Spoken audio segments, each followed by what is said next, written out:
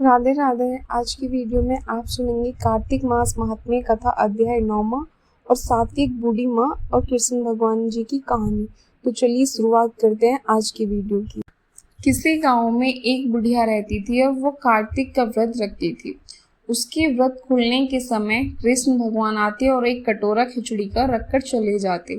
बुढ़िया के पड़ोस में एक औरत रहती थी। वह हर रोज ये देखकर ईर्ष्या करती कि इसका कोई नहीं है, फिर भी इसे खाने के लिए खिचड़ी मिल ही जाती है।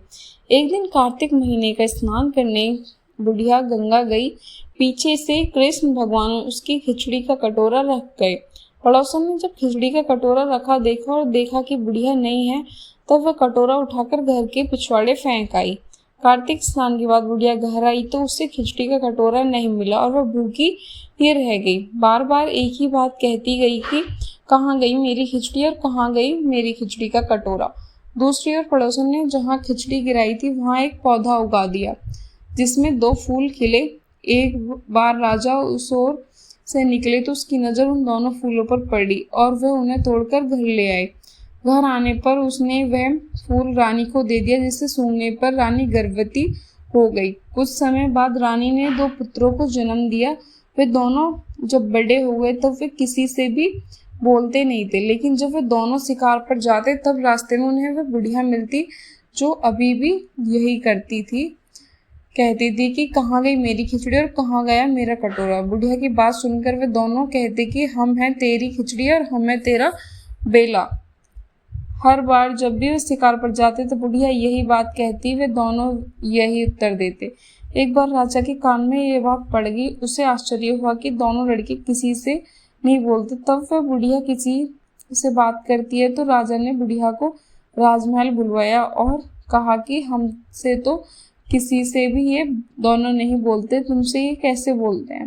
बुढ़िया ने कहा कि महाराज मुझे नहीं पता ये कैसे मुझसे बोल लेते हैं। मैं तो कार्तिक का व्रत करती थी और कृष्ण भगवान मुझे खिचड़ी का बेला भरकर दे जाते थे। एक दिन मैं स्नान करके वापस आई तो मुझे वह खिचड़ी नहीं मिली। जब मैं कहने लगी कहाँ गई मेरी खिचड़ी और कहाँ गया मेरा बेला, तब इन दोनों लड़कों ने कहा कि तुम्हारी पड़ोसन ने तुम्हारी खिचड़ी फेंक दी थी और उसके 2 फूल बन गए थे। वह फूल राजा तोड़कर ले गए और रानी ने सुना तो हम 2 लड़कों का जन्म हुआ। हमें भगवान ने ही तुम्हारे लिए भेजा है।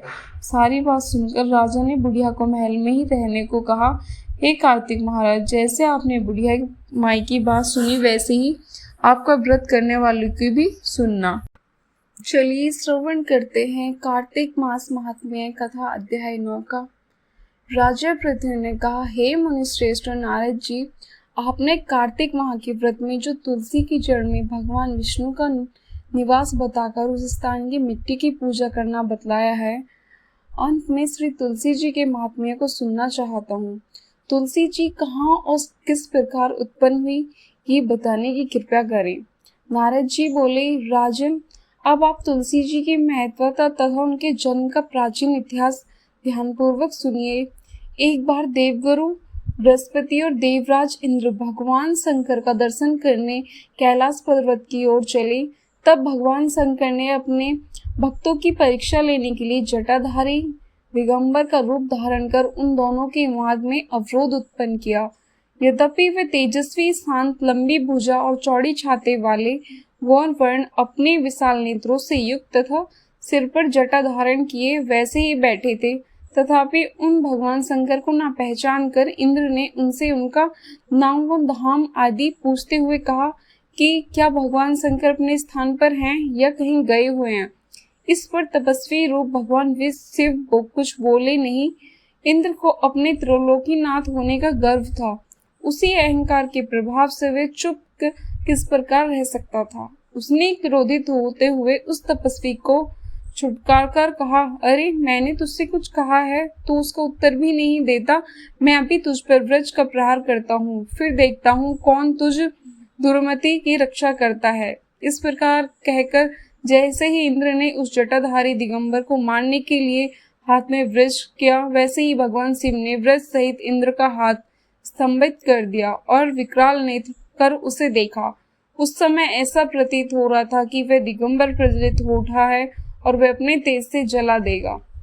भुजाएं स्तंभित होने के कारण इंद्र दुखित होने के साथ साथ अत्यंत कुपित हो गए, परंतु उस जटाधारी दिगंबर को प्रज्वलित देखकर बृहस्पति जी ने उन्हें भगवान शंकर जानकर प्रणाम किया और दंडवत होकर उनकी स्तुति करने लगे। बृहस्पति भगवान शंकर से कहने लगे, हे दीनानाथ, हे महादेव, आप अपने क्रोध को शांत कर लीजिए और इंद्र के इस अपराध को क्षमा कीजिए। बृहस्पति के ये वचन सुनकर भगवान शंकर ने गंभीर वाणी में कहा, मैं अपने नेत्रों से निकाले हुए क्रोध को किस प्रकार कहूँ। तब बृहस्पति ने कहा, भगवान, आप अपने भक्त वत्सल नाम सार्थक करते हुए अपने भक्तों पर दया कीजिए। आप अपने इस तेज को अन्यंत्र स्थापित कीजिए, तो इंद्र का उद्धार कीजिए। तब भगवान शंकर गुरु बृहस्पति से बोले, मैं तुम्हारी स्तुति से अत्यंत प्रसन्न हूँ। तुमने इंद्र को जीवन दान दिलवाया है। मुझे विश्वास है कि मेरे नेत्रों की अग्नि अब इंद्र को पीड़ित नहीं करेगी। बृहस्पति से इस प्रकार कहकर भगवान शिव ने अपने मस्तक से निकले हुए अग्निमय तेज को अपने हाथों में ले लिया और फिर उसे क्षीर सागर में डाल दिया। तत्पश्चात भगवान शंकर अंतर्ध्यान हो गए। इस प्रकार जिसको जो जानने की कामना थी उसे जानकर इंद्र तथा बृहस्पति अपने अपने स्थान को चले गए। समय के अभाव के कारण मैंने वीडियो बहुत छोटी बनाई है। अगर आपको वीडियो अच्छी लगी हो तो प्लीज़ लाइक ज़रूर करना और